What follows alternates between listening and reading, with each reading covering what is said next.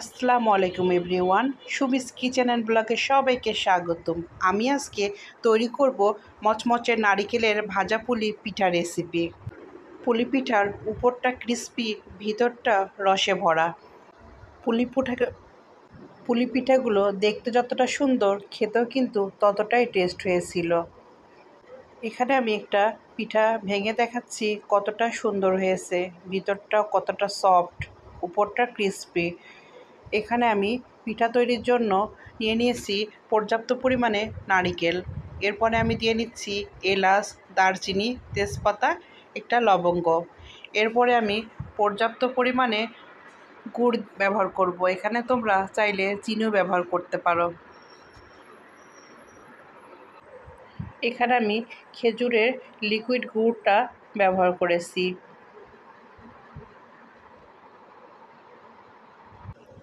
গুড়টা দেওয়ার পরে আমি এইভাবে নারকেলের পুরটা তৈরি করে নিব। এরপর আমি চুলাটা অন করে দিব, দিয়ে আমি নেড়ে চেড়ে সুন্দর করে নারকেলের পুরটা তৈরি করে নিব। আমার এই রেসিপির এ পর্যন্ত যারা চলে এসেছো, এটি লাইক দিতে ভুলে গিয়েছো, অবশ্যই একটি লাইক দিয়ে ভিডিওর সঙ্গেই থাকবে। এখানে আমি নেড়ে চেড়ে সুন্দর করে নারকেলের পুরটা তৈরি করে নিচ্ছি ভাজা পুলির জন্য। এরপরে আমি এখানে 1 চা চামচ ঘি ব্যবহার করব টেস্টটা দ্বিগুণ করার জন্য।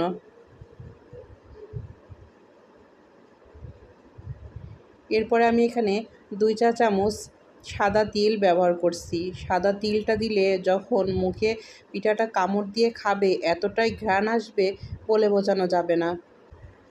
একবার হলো পুলি পিঠা রেসিপিটা তিল নারিকেল দিয়ে তৈরি করে দেখবে, এতটা টেস্ট। এখানে আমি 1 চা চামচ ঘি দিয়ে নিচ্ছি, দিয়ে আরও কিছুক্ষণ সুন্দর করে নেড়ে চেড়ে নিব। নামানোর কিছুক্ষণ আগে আমি সামান্য 1 চিমটি লবণ ব্যবহার করব। নারকেলের পুরটা আমি এভাবে কমপ্লিট করে নেব। এরপরে আমি চলে যাব আটার ডো তৈরি করার জন্য। এখানে আমি আটা দিয়ে আজকে পুলি পিঠাগুলো তৈরি করব। তোমরা চাইলে এখানে চাউলের আটা দিয়েও পুলি পিঠাগুলো তৈরি করতে পারো। আমি লবণটা দিয়ে নিচ্ছি, এরপরে সুন্দর করে নেড়েচেড়ে আমি নামিয়ে নিব।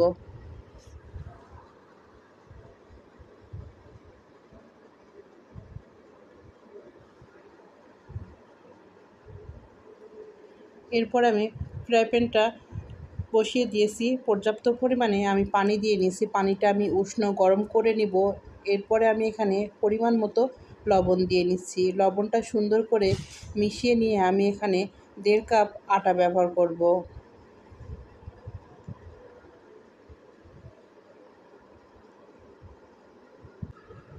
পুলি পিঠা রেসিপিটা যে যেখান থেকে দেখছো সবাইকে অসংখ্য অসংখ্য ধন্যবাদ। এরপরে আমি আটাটা দিয়ে নিচ্ছি উষ্ণ গরম পানিতে। এখানে আমি 1.5 কাপ আটা ব্যবহার করব। দিয়ে আমি সুন্দর করে একটি ডো তৈরি করে নেব।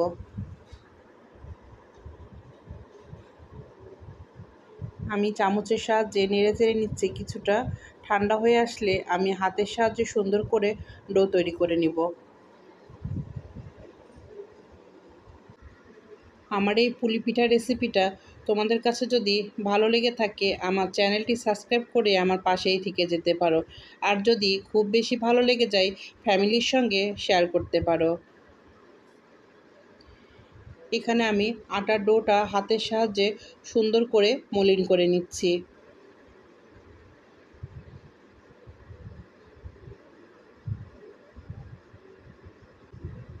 হাতের সাহায্যে সুন্দর করে মলিন করে নেওয়ার পরে এখানে আমি 3 টুকরো করে নিব। নিয়ে আমি সুন্দর করে একটি পাতলা আকারে রুটি তৈরি করে নিব।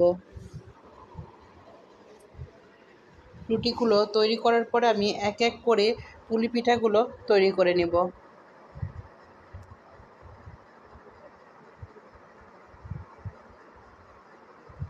এখানে আমি পাতলা একটি রুটি তৈরি করে নিয়েছি। এরপরে আমি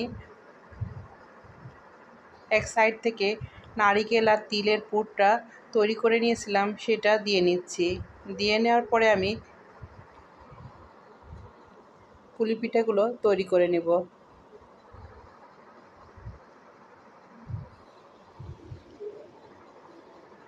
এইভাবে ভাজা পুলি পিঠা রেসিপি একবার হলো বাসায় ট্রাই করে দেখতে পারো, এতটা টেস্টি হয়। এখানে আমি একটি কাটার দিয়ে কেটে নিচ্ছি।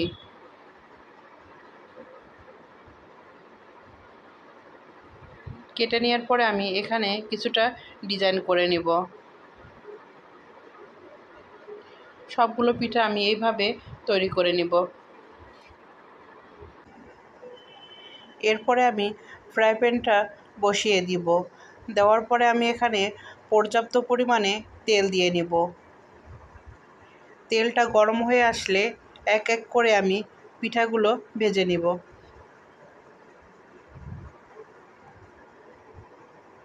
খুব বেশি আমি তেলটা গরম করব না, আমি উষ্ণ গরম যখন তেলটা হবে তখন আমি এক এক করে পিঠাগুলো দিয়ে নেব।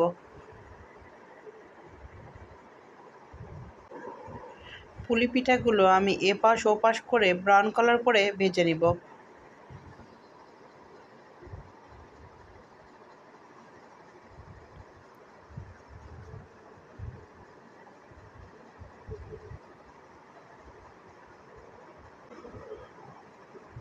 পুলি পিঠা রেসিপি সবাই তৈরি করতে পারে। আমি যেভাবে ফ্যামিলিতে তৈরি করে থাকি সেটাই আমি তোমাদের মাঝে শেয়ার করলাম।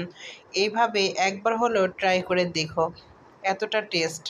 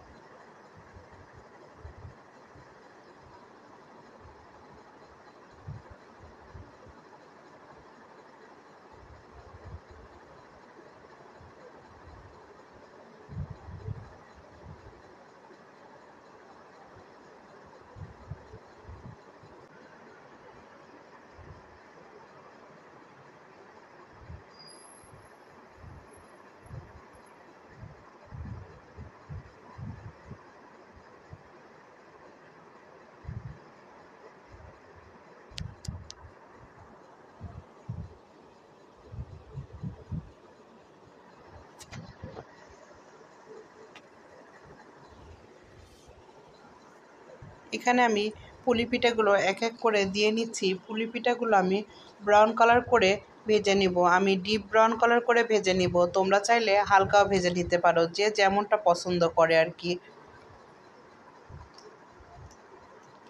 আমার এই রেসিপিটাতে কোনো রকম যদি ভুল ত্রুটি থেকে থাকে অবশ্যই ক্ষমাশূন্য দৃষ্টিতে দেখবে।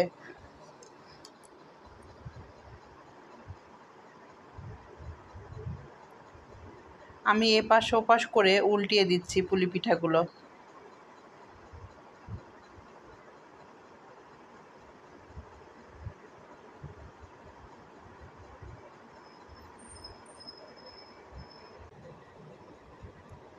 এই পুলি পিঠাগুলো অনায়াসে 3 থেকে 4 দিন বাইরে রেখে খেতে পারবে। ফ্রিজে রাখলেও পারো, বাইরে রাখলেও পারো। এইভাবে করে বিকেলের নাস্তার জন্যও তৈরি করে নিতে পারো পুলি পিঠার রেসিপিটা।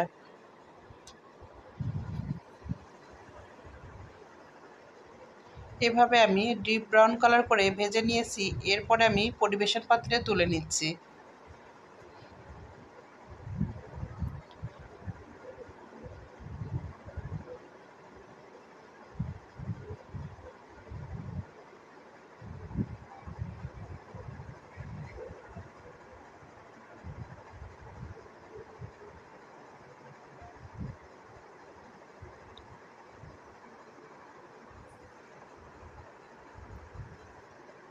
এইভাবে করে আমি সবগুলো পিঠা ভেজে নিব।